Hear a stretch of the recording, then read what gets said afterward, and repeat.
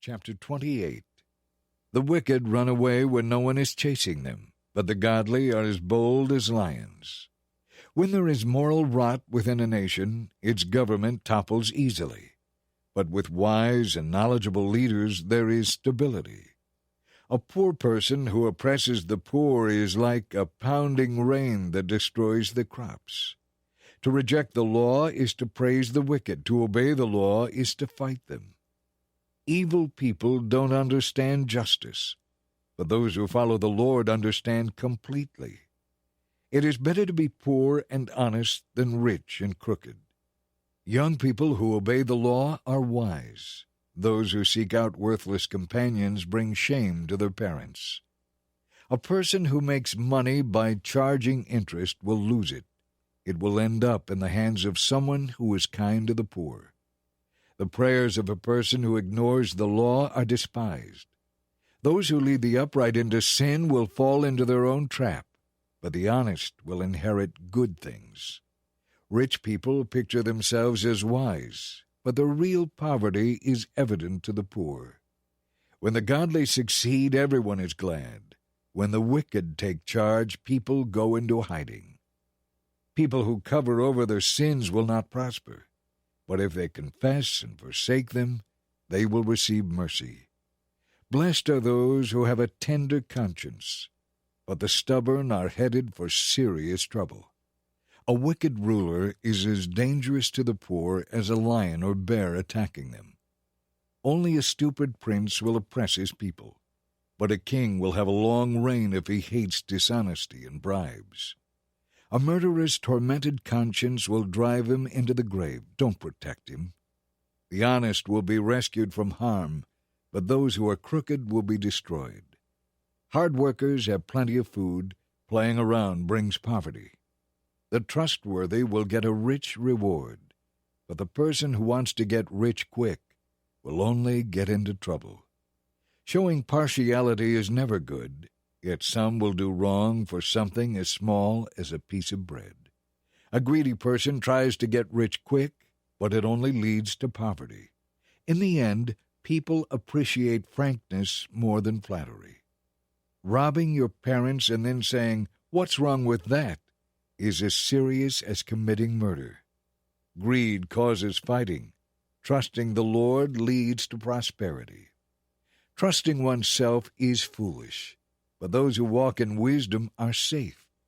Whoever gives to the poor will lack nothing, but a curse will come upon those who close their eyes to poverty. When the wicked take charge, people hide.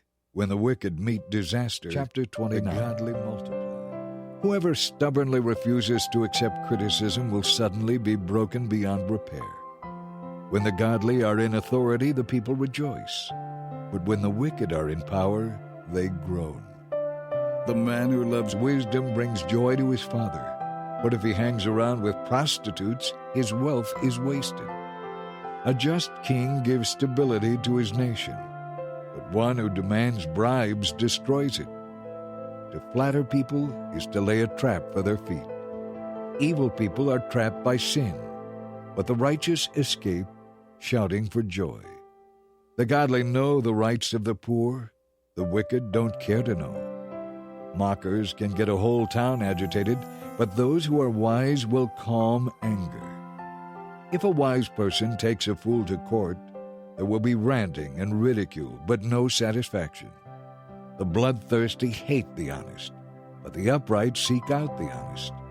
A fool gives full vent to anger, but a wise person quietly holds it back. If a ruler honors liars, all his advisers will be wicked. The poor and the oppressor have this in common: the Lord gives light to the eyes of both. A king who is fair to the poor will have a long reign. To discipline and reprimand a child produces wisdom, but a mother is disgraced by an undisciplined child. When the wicked are in authority, sin increases, but the godly will live to see the tyrant's downfall. Discipline your children, and they will give you happiness and peace of mind. When people do not accept divine guidance, they run wild. But whoever obeys the law is happy. For a servant, mere words are not enough. discipline is needed, for the words may be understood, but they are not heeded. There is more hope for a fool than for someone who speaks without thinking. A servant who is pampered from childhood will later become a rebel. A hot-tempered person starts fights and gets into all kinds of sin. Pride ends in humiliation, while humility brings honor. If you assist a thief, you are only hurting yourself. You will be punished if you report the crime, but you will be cursed if you don't. Fearing people is a dangerous trap, but to trust the Lord means safety. Many seek the ruler's favor, but justice comes from the Lord. The godly despise the wicked. Chapter 30. The wicked despise the message of Agur, son of Jacob, an oracle. I am weary, O God. I am weary and worn out, O God. I am too ignorant to be human, and I lack common sense. I've not mastered human wisdom, nor do I know the Holy One. Who but God goes up to heaven and comes back down? Who holds the wind in his fists? Who wraps up the oceans in his cloak? Who has created the whole wide world? What is his name and his son's name? Tell me if you know. Every word of God proves true. He defends all who come to him for protection. Do not add to his words, or he may rebuke you, and you will be found a liar. O God, I beg two favors from you before I die. First, help me never to tell a lie. Second, give me neither poverty nor riches. Give me just enough to satisfy my needs. For if I grow rich, I may deny you and say, Who is the Lord? And if I am too poor, I may steal and thus insult God's holy name. Never slander a person to his employer. If you do, the person will curse you and you will pay for it. Some people curse their father and do not thank their mother. They feel pure, but they are filthy and unwashed.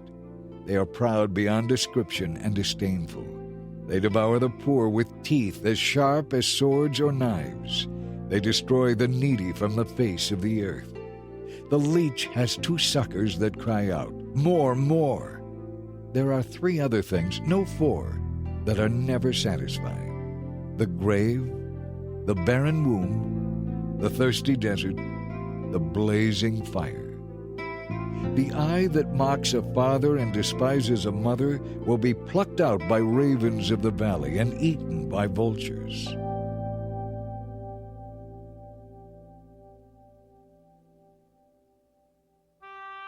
There are three things that amaze me. No, four things I do not understand. How an eagle glides through the sky. How a snake slithers on a rock. How a ship navigates the ocean. How a man loves a woman. Equally amazing is how an adulterous woman can satisfy her sexual appetite, shrug her shoulders, and then say, What's wrong with that? There are three things that make the earth tremble. No, four it cannot endure. A slave who becomes a king. An overbearing fool who prospers. A bitter woman who finally gets a husband. A servant girl who supplants her mistress. There are four things on earth that are small but unusually wise. Ants, they aren't strong, but they store up food for the winter. Rock badgers, they aren't powerful, but they make their homes among the rocky cliffs. Locusts, they have no king, but they march like an army in ranks. Lizards, they are easy to catch, but they are found even in kings' palaces. There are three stately monarchs on the earth, no, four. The lion, king of animals who won't turn aside for anything. The strutting rooster, the male goat, a king as he leads his army. If you have been a fool by being proud or plotting evil, don't brag about it. Cover your mouth with your hand in shame. As the beating of cream yields butter, and a blow to the nose causes bleeding, so anger causes quarrels. These are the sayings of King Lemuel, an oracle that his mother taught him. O my son, O son of my womb, O son of my promises, do not spend your strength on women, on those who ruin kings. And it is not for kings, O Lemuel, to guzzle wine. Rulers should not crave liquor, for if they drink they may forget their duties and be unable to give justice to those who are oppressed. Liquor is for the dying, and wine for those in deep depression. Let them drink to forget their poverty and remember their troubles no more. Speak up for those who cannot speak for themselves. Ensure justice for those who are perishing. Yes, speak up for the poor and helpless, and see that they get justice. Who can find a virtuous and capable wife? She is worth more than precious rubies. Her husband can trust her, and she will greatly enrich his life. She will not hinder him, but help him all her life. She finds wool and flax and busily spins it. She is like a merchant ship. She brings her food from afar. She gets up before dawn to prepare breakfast for her household and plans the day's work for her servant girls. She goes out to inspect a field and buys it. With her earnings she plants a vineyard. She is energetic and strong, a hard worker. She watches for bargains. Her lights burn late into the night. Her hands are busy spinning thread, her fingers twisting fiber. She extends a helping hand to the poor and opens her arms to the needy. She has no fear of winter for her household, because all of them have warm clothes. She quilts her own bedspreads. She dresses like royalty in gowns of finest cloth. Her husband is well known, for he sits in the council meeting with the other civic leaders. She makes belted linen garments and sashes to sell to the merchants. She is clothed with strength and dignity, and she laughs with no fear of the future. When she speaks, her words are wise, and kindness is the rule when she gives instructions. She carefully watches all that goes on in her household and does not have to bear the consequences of laziness. Her children stand and bless her. Her husband praises her. There are many virtuous and capable women in the world, but you surpass them all. Charm is deceptive and beauty does not last, but a woman who fears the Lord will be greatly praised. Reward her for all she has done. Let her deeds publicly declare her praise.